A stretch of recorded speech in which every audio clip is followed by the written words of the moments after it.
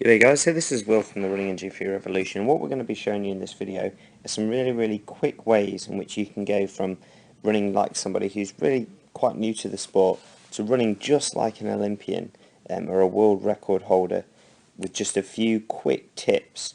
And this is an example of we saw with the runner recently. So this was the runner to start. What you can see is originally the focus for the runner was all about big strides, contacts far out, and contact being made as a result of that quite far out in front of the hips, on the heel, and all the movement coming from the waist down. So really throwing the legs out with the movement lever really being from the hip down. So it was all happening from the waist down. The upper body really here isn't being used to create movement, which is the key to being a real fantastic runner. So between the hips and the head, that's where all the magic happens. But here all the movement was being created to start the session by throwing out the leg, as a result of that contacting in front of the hips and hitting it heel first, which causes the knee to bend and hips to drop and cause sense of hyperflexion through the body. So you can see here the curves that happen both through the hip and the knee, making us as a runner sink down and then have to really push off using the power from our legs, so using our calves, using the hamstrings, over using the quads. What we're going to switch over to now is a video of what we saw of the same runner just 30 minutes later in comparison with that one of the greatest runners of all time. Okay, so this is the video 30 minutes later with the same runner here in comparison with Tirunesh Dibaba, the world record holder of the 5 and 10k for women and one of the greatest runners of all time. So what we saw from Joe just a second ago was at the start of the session focused on big strides, wanting to throw those knees up and out and creating movement from the waist down.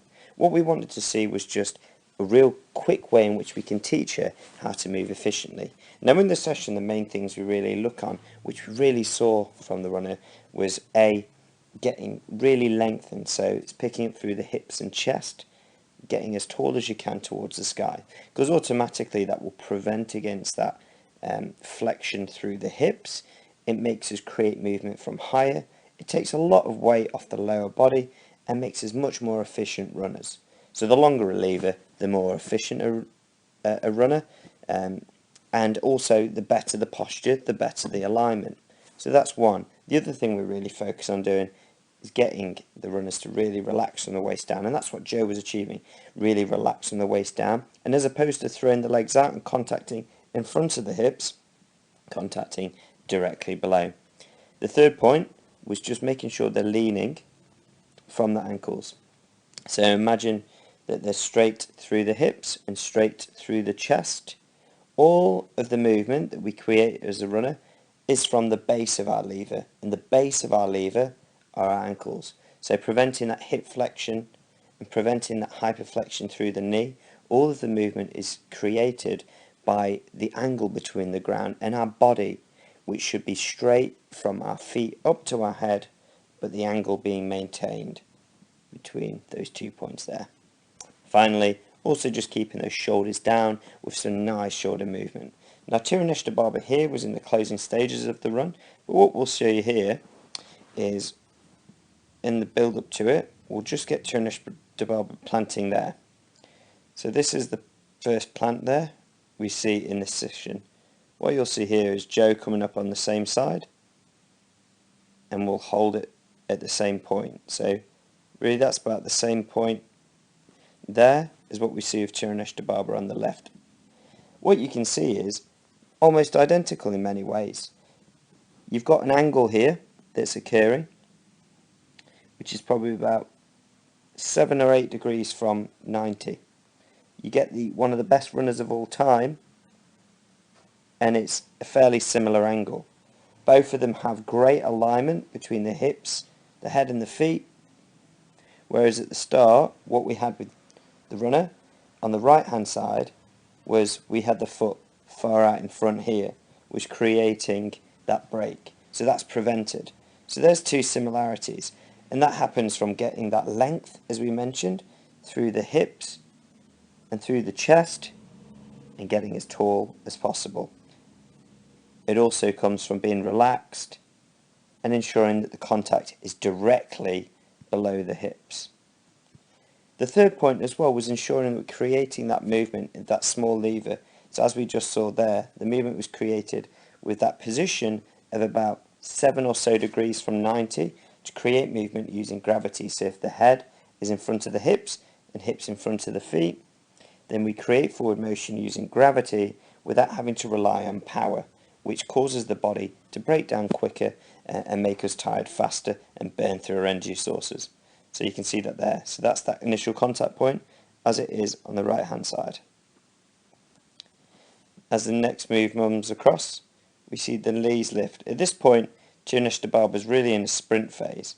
So she's really closing in at the end of the race.